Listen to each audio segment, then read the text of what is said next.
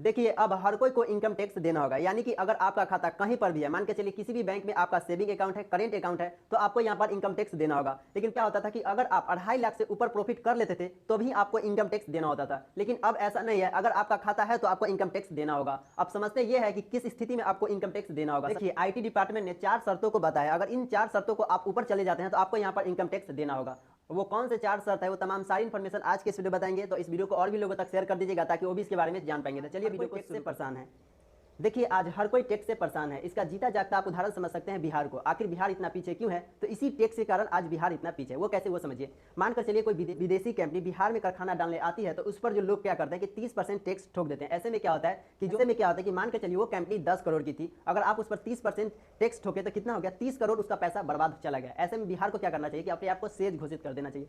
Says में क्या होता है कि एक टाइम फिक्स होता है कि 10 साल के लिए, 5 साल के लिए अगर कोई विदेशी कंपनी बिहार में आएगी, यानी एक फिक्स मतलब कि फिक्स एरिया में, अगर भारत में करना चाहते हैं तो पूरे भारत में, अगर बिहार के किसी फिक्स एरिया में भी करना चाहते हैं तो फिक्स एरिया में भी हो जाएंगे, यानी कि बिहार में स्पेशलिस्ट तो बिहार में भी हो जाएंगे, बिहार के किसी जिला में करना चाहते हैं तो वो भी हो जाएंगे। तो उस एरिया में अगर कोई विदेशी कंपनी 5 साल या तो 10 साल के लिए किसी भी प्रकार से कारखाना लगाती है तो उसे किसी भी प्रकार का टैक्स नहीं लगेंगे। ऐसे में क्या होता है कि जो भी विदेशी कंपनी होती है वो अपने आप को, अगर उसे टैक्स नहीं लगे यानी उसका पैसा कम बर्बाद होगा, तो वो क्या करेगी, जल्दी से अपना कारखाना बिहार में डाल देगी। ऐसे में बिहार में विकसित होगा। वो कैसे, वो समझिए। अगर वो यहाँ से आया तो अपने आप वहाँ से अगर आया तो वहाँ से वो मजदूर लेकर के नहीं आएगा, बिहार से ही मजदूर लेगा, तो कहीं ना कहीं बिहार के से मजदूर लेंगे, तो यानी कहीं ना कहीं यहाँ से बेरोजगारी भी खत्म होंगे। दूसरा कि वो लाइन, अगर वहाँ से वो कारखाना यहाँ पर डाला, यानी कि बिहार में कारखाना डाला, तो लाइन यहीं से लेगा। ऐसा थोड़ी कि विदेश से लाइन लाएगा। तब विदेश अगर यहाँ से लाइन लाया तो फिर भी रोजगार बढ़ गया, लाइन लिया किसी से तो यहाँ से भी रोजगार मिल गया, लोगों को उद्योग में काम करने के लिए रोजगार मिल जाएंगे। यानी हर तरीके से देखा जाए तो बिहार विकसित होगा। लेकिन उस पर आप 30% जीएसटी ठोक देते हैं, इसी कारण कोई विदेशी कंपनी नहीं आती।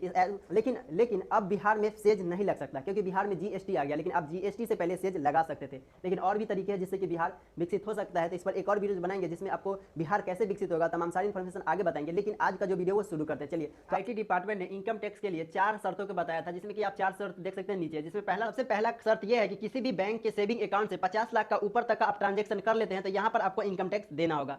यानी कि मानकर चलिए किसी भी बैंक से आप यहाँ पर आपका बचत खाता उसमें है, करेंट अकाउंट की बात नहीं कर रहे हैं, बचत खाता है, तो उसमें आप 50 लाख से ऊपर का लेन देन कर लेते हैं तो आपको यहाँ पर इनकम टैक्स देना होगा। देखिए, लेन देन का ये अर्थ नहीं होता कि आप जाकर के बैंक में लेन देन करते हैं, उसे लेन देन ही नहीं करते और को लेन देन करते हैं। जैसे कि मान के चलिए किसी यूपीआई के थ्रू कहीं पर आप पेमेंट करते हैं तो वो भी आप अकाउंट के थ्रू ही करते हैं। मान के चलिए किसी अकाउंट से आपने उसे शॉपिंग किया जहां पर उसे आप यूपीआई के थ्रू पैसे दे देते, तो वो आपके लेन देन में ही गिनती होंगे। ऐसा नहीं कि आप जाकर के बैंक में जो काम करते हैं वही केवल गिनती नहीं होता है। आप यूपीआई के थ्रू अलग भी पेमेंट करते हैं, तो कहीं यूपीआई के थ्रू आप पैसा मंगवाते हैं, वो भी यहाँ पर काउंट होता है। और ऐसे में सालाना अगर 50 लाख से ऊपर हो गया तो यहाँ पर आपको इनकम टैक्स देना होगा। बचने का एक ही तरीका है कि आप किसी दूसरे का पेमेंट अपने यूपीआई के थ्रू नहीं मंगाइए। अपने यूपीआई के थ्रू मंगाएंगे तो आप में काउंट होगा, उसमें काउंट नहीं होगा। कुछ लोग ऐसा करते हैं कि दूसरे का पैसा अपने में मंगा लेते हैं, ऐसा आप कभी नहीं कीजिएगा। ये जो यूपीआई होता है वो पर्सनल अकाउंट, मतलब पर्सनल यूज के लिए होता है, पर्सनल यूज ही कीजिए। अब दूसरा देखते हैं कि किसी भी बिजनेसमैन है और उसका सेविंग अकाउंट है या तो करेंट अकाउंट है और उसमें वो 60 लाख से ऊपर का लेन देन यहाँ पर करता है। इसमें बिजनेस के लिए 60 लाख दिया गया, बिजनेस है या तो सेलर है, ये सब के लिए 60 लाख का ऊपर का वो सालाना लेन देन करता है, तो इस स्थिति में उसे इनकम टैक्स देना होगा। एक और आप नीचे देख सकते हैं, नीचे में है प्रोफेशनल है, इसमें 10 लाख तक। प्रोफेशनल का क्या अर्थ होता है कि का ये अर्थ होता है कि जो लोग भी सीटीएस को भरते हैं, यानी कि उनका गवर्नमेंट जॉब है,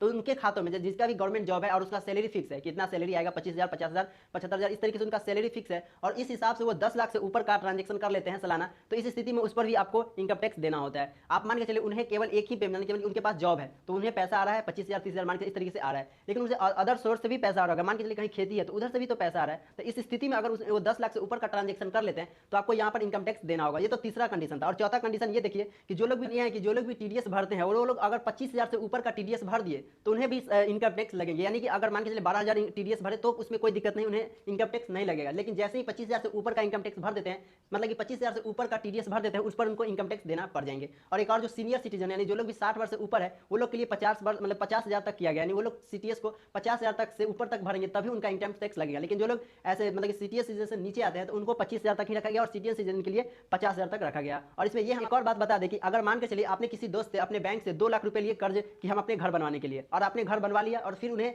जब पैसा देने की बारी है तो आपने फिर उसे उसी अकाउंट के थ्रू 2 लाख रुपए उन्हें देंगे, तो इस तरीके से वो गिनती कैसे हो गया, 2 लाख आया तो 2 लाख वो काउंट हो गया और 2 लाख गया तो यानी 2 लाख आया और 2 लाख गया, तो इस तरीके से 4 लाख काउंट हो जाता है। और दूसरा कि इसमें यह बता दें कि अगर आपने इनकम टैक्स नहीं भरता है, मतलब कि आपको यहाँ पर पता नहीं चले किसी हिसाब से तो आपने नहीं दिया, तो आपको 1 साल बाद, 2 साल बाद, 3 साल बाद भी आपको यहाँ पर आईटीआर यहाँ पर आपको लगाया जा सकता है। और आईटीआर जब आएगा तो आपको ये बताना होगा, या तो आपको यहाँ पर सोर्स बताइए कि आखिर ये मेरा पैसा नहीं था, किसी और का पैसा था, इस तरीके से आया और इस तरीके से गया। अगर आप नहीं बताते हैं इस तरीके से सोर्स तो आपको यहाँ पर पेनल्टी के साथ साथ आपको इनकम टैक्स भी भरना होगा। तो आप अपना इसमें देख लीजिए, अक्सर लोग का नहीं पुर पाता है 50 लाख, लेकिन बहुत सारे लोगों का पुर जाता है 50 लाख, 60 लाख, जिनका जिस तरीके से उनका होगा उस हिसाब से पुर जाता है। तो आई होप ये सारी इन्फॉर्मेशन आज की इस वीडियो में आपको समझ में आई होगी। तो मिलेंगे एक नेक्स्ट वीडियो में एक नई जानकारी के साथ, तब तक के लिए जय हिंद।